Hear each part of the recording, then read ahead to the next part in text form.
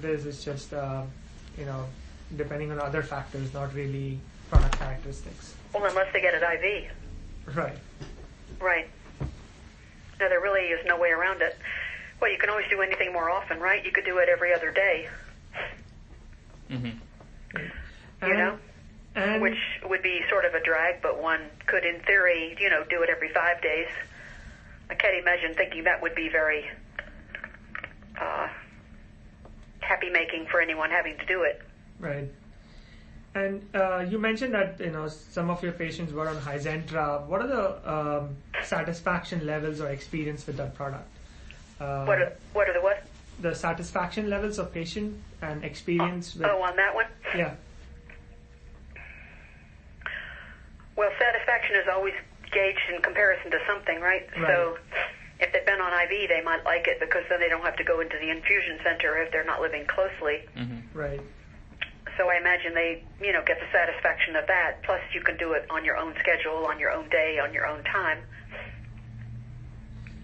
Right. As far as, I really don't know how to compare satisfaction. Is the problem. Yeah, I think in terms of just the experience with the product.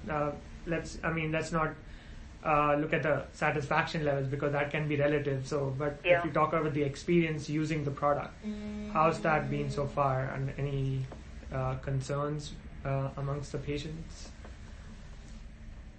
You have them tell you about a red mark, on their tummy. They tell you that over time they're developing a scarred area. They have a lump that hasn't gone away, and they're, wanting to know, will that go away? Right. But I guess, is that a common issue with all SC products, or is just like an issue with Hizentra?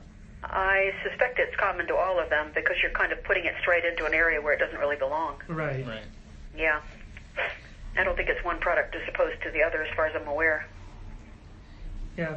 And, in terms of... the depth of the needle is perhaps important. I have some people who decide to put it into the area too close to the quadriceps, and I think that generally leads to difficulty because it's too close to the muscle. There's not that much soft tissue around the quadriceps. Yeah. I think the area around the stomach and the fold of the stomach is probably better. The abdomen. Yeah. And, in terms of the other products, like Cuvitru and Gammon XC, have you seen any an increase in patients asking for those products over the past 3 months compared to the previous one? Nope. Okay. Patients never ask for anything particularly. Okay. I see. We're just trying to understand if it's similar to... They don't know the product names mostly. I'm actually surprised by that statement. Usually, I think we Prem touched upon it a bit. Usually patients are pretty proactive in understanding the product names and, No, it's not like Prevnar, which is on TV all the time. Yeah. They know that name. They know Humira. They don't know any gamma globulin products particularly. They're not advertised that way. Yeah. Right. And, when you go to a national conference, people are not talking about products particularly there either. One tends to stay away from product naming, at national meetings, I would think. Right. I don't think people tend to know the names.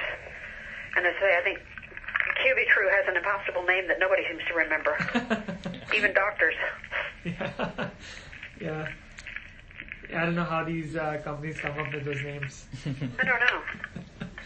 And doctor, I think so. One product that we hadn't touched on is Privigen.